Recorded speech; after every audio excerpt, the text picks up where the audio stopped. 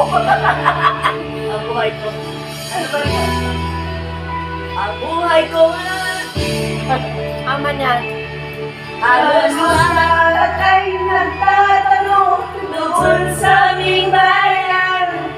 Sa gitnang kanluran na aking pinagmulan.